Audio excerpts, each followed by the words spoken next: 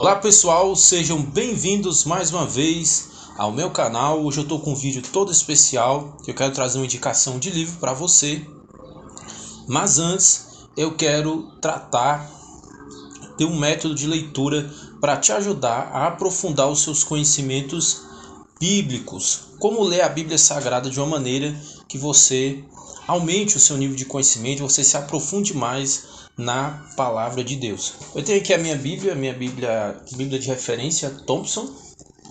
A Bíblia é muito boa, tem suplemento arqueológico, tem várias coisas.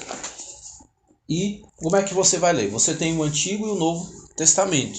Antigo Testamento você tem, se for a Bíblia evangélica, 39 livros, e Novo Testamento você tem 27 livros, totalizando 66 livros. Na Bíblia você tem livros sapienciais, livros proféticos, livros históricos, você tem as cartas paulinas, você tem as cartas gerais, epístolas gerais, você tem vários tipos de livros. Dependendo da tradução, você vai ter 31.173 versículos, 1.889 capítulos. A Bíblia Sagrada foi escrita originalmente, Novo Testamento no grego, koiné. Antigo Testamento foi escrito, a maior parte em hebraico e uma parte também em aramaico. Nos seus originais, a Bíblia também não possuía versículos e capítulos. Isso foi acrescentado ao longo da história posteriormente. A Bíblia é considerada um livro inspirado por Deus, inspirado pelo Espírito Santo, e transmite as mensagens e os ensinos dos apóstolos, do próprio Cristo e também dos profetas. E como você vai ler a Bíblia? Geralmente as pessoas, quando elas vão ler a Bíblia, elas leem apenas de maneira devocional. A pessoa lê um salmo, lê um provérbio, está passando algum problema, aí lê um salmo, lê uma mensagem de sabedoria de algum provérbio bíblico, livro de provérbios. Mas a pessoa não tem uma leitura que tem início, meio e fim, uma leitura que tem continuidade. A leitura devocional, essa leitura mais devocional, mais reflexiva, ela é boa? É boa também. Ela edifica? Edifica também. Mas a gente também tem que ler de uma forma que a gente entenda os contextos históricos. Para você entender mais da Bíblia, você precisa entender os contextos históricos. Eu estava te trazendo algumas informações sobre a Bíblia, para você entender o contexto da Bíblia. É assim que você se aprofunda no seu conhecimento das Escrituras. Por exemplo, quando você vai ler uma passagem de Mateus, você tem que saber quanto que se encontra, por exemplo, cerca de 2000 anos atrás, quando Jesus fez o sermão das bem-aventuranças, há cerca de 2000 anos atrás, ele estava durante o seu período do seu ministério de 3 anos, e ele estava ensinando os seus discípulos, os seus seguidores. Então eu fiz ali uma pequena análise histórica para eu saber o contexto histórico onde aquela mensagem está inserida. É assim que a gente se aprofunda na palavra de Deus, que a gente entende mais da palavra de Deus. Livro de Apocalipse, quem escreveu? João. Onde que ele estava? Em Patmos, final do seu ministério. Após um período de perseguição, ele foi parar na ilha de Patmos, e lá ele tem a revelação do Apocalipse. Assim, isso aconteceu ainda no primeiro século. Então você tem que buscar também, quando você for ler a Bíblia, os contextos. E isso é importante. Por isso é importante que você adquira uma Bíblia de estudo. A Bíblia de estudo com comentário embaixo vai te ajudar bastante a entender os contextos. E segundo, que você marque. Por exemplo, você começa ou por Mateus ou por Gênesis. Recomendo que você comece por Mateus, porque o Novo Testamento ele vai expandir e ao mesmo tempo explicar o Antigo. Então você começa lendo pelo Novo Testamento, a partir de Mateus, e você vai ler, por exemplo, os 2 primeiros capítulos de Mateus. Não precisa você ler muito, ler 5 horas por dia, mas aos poucos você lê 2, 3 capítulos. Você vai ler 2, 3 capítulos, vai procurar na sua mente saber que contexto histórico estão inseridos, aquele texto que você está lendo. Se você não souber, você pode pesquisar, seja uma bibliografia, seja numa revista, seja na internet, seja onde for, você pode pesquisar. Apenas para você saber em que contexto está aquele texto, para você situar o que está acontecendo ali, você ficar sabendo. Então, aí você vai começar por Mateus, e depois que você terminar de ler, você vai marcar com alguma coisa. E no dia seguinte, da próxima vez que você for ler, você vai continuar da parte que você parou. E assim por diante, até você ler o Novo Testamento todo, até você ler o Antigo Testamento todo. Terminou de ler a Bíblia toda uma vez, sabe o que você vai fazer? Vai parar? Não, você vai continuar lendo a Bíblia toda. Você vai continuar lendo as Escrituras, meditando. E assim, aos poucos, você vai aprofundar no conhecimento das Escrituras, no conhecimento da Palavra de Deus. Então, leia em ordem.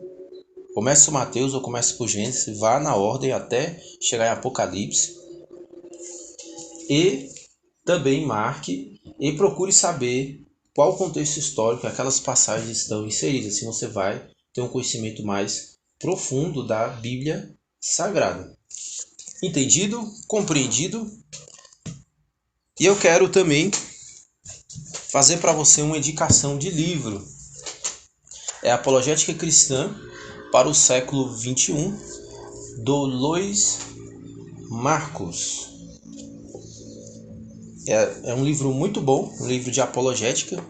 Algumas pessoas pensam que quando a gente trata de apologética, a gente está falando de criticar a religião alheia. E não se trata disso. Se trata de se estabelecer um diálogo com as outras religiões, com as outras filosofias, ideologias e visões deste mundo. Porque, querendo ou não, mesmo que a gente não critique tais vertentes, uma hora ou outra eles vão criticar a fé cristã e a gente precisa estar preparado. 1 Pedro 3,15 diz que o cristão precisa estar preparado para responder os questionamentos que ele recebe, ter motivos, razões. Por quais motivos você acredita em Deus? Por quais motivos você acredita na Bíblia? Você tem que estar, e outras questões, você tem que estar preparado para lidar com essas questões. Tanto na evangelização, para você explicar para outras pessoas, tanto para você mesmo, para a sua fé não ficar enfraquecida, para você ter uma fé firme, uma fé forte. Portanto, é preciso que a gente entenda isso. Apologética, que significa, vem do grego apologia, significa defesa da fé, não necessariamente implica em você ficar falando mal das outras religiões. Na outra religião, fulano faz isso, não sei quem mais fez aquilo. Não quer dizer isso. Apologética quer dizer que você vai estabelecer uma linha de diálogo. E aqui nesse livro, Luiz Marcos ele até explica, né? Tem a apologética pressuposicionalista e a apologética evidencialista. A primeira, ela estabelece que apenas o Espírito Santo é que vai convencer o ser humano. O ser humano tem um coração duro, um coração corrompido pelo pecado, e somente o Espírito Santo é quem vai convencer a pessoa. A segunda linha também trabalha com essa premissa, que é a linha evidencialista e apologética. Porém, ela dá uma ênfase maior às evidências, aos indícios, e procura estabelecer uma linguagem comum entre os cristãos e as pessoas que não são cristãs. A apologética pressuposicionalista é uma apologética muito boa também.